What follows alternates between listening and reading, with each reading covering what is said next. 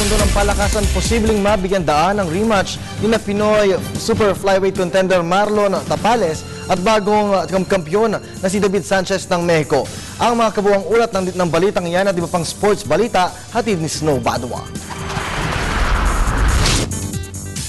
Naghahamon ng rematch ang kampo ni Pinoy super flyweight contender Marlon Tapales. 3 araw matapos na dumanas di umano sila ng hometown decision loss sa kamay ni newly crowned WBC Silver 115 David Sanchez ng Mexico. Ayon kay Cebu-based boxing manager Rex Waki Salud, pinipilit niyang kontakin ang WBC at Team Sanchez upang makipagnegosasyon para sa rematch. Base sa plano, hihimukin di umano ni Salud si Sanchez na dito sa Pilipinas magdepensa ng titulo, pero kung hindi papayag ang Mexicano ay ibabalik na lamang niya sa bantamweight division ang kanyang prized pupil. Gusto ko 118 siya. Bumalik sa 118 sa bantam. Oo. Kasi opportunity lang niya kasi WBA elimination kaya nga humabutan ng 115. Pero 118 tayo.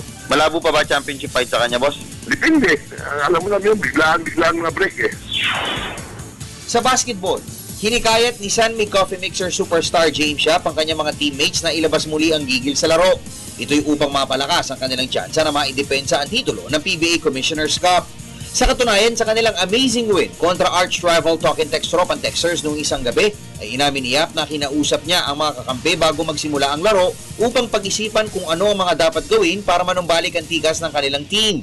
Sa ngayon, ay hawak ng San Mig Coffee ang record na 1 win, losses, at ang susunod na makakatapat nila ay ang Global Port Batampier. Ang pag-uusap kasi parang reminders lang yan eh. Pero professional na to eh. Alam mo na kung ano yung kailangan talaga sa loob ng court, di ba? So, sa ngayon na nangyayari sa magising na kami or di ba? Alam mo yun. At sa gymnastics, nakatuna ang atensyon ngayon ni Calamba Laguna Pride Arthur Ace Agustin sa paparating na palarong pambansa sa Dumaguete City. Ito'y matapos na kumuha siya ng 2 ginto at 1 silver sa Southern Tagalog Calabarzon Athletic Association o ISTACA Meet. Ang 12-year-old boy wonder ay namayani sa floor exercise at individual all-around event sa elementary division at ang kanyang kupunan ay tumapos na runner-up naman sa team competition. Ayon kay Agustin, pipilitin niya makasungkit ng gold medal sa palarong pambansa kaya't paghahandaan niya ng husto ang April 21 to 27 event.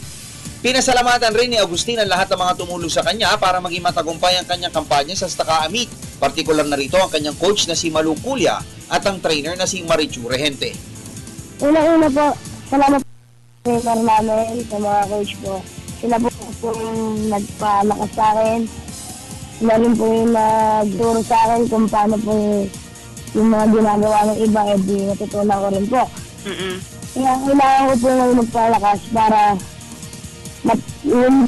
mapakita ko sa ano na pagpapasalamat. Bubutihan ko po yung paglalaro para po makakuha ko ng gold. Para sa News at 1, Snow Badua, PTV Sports.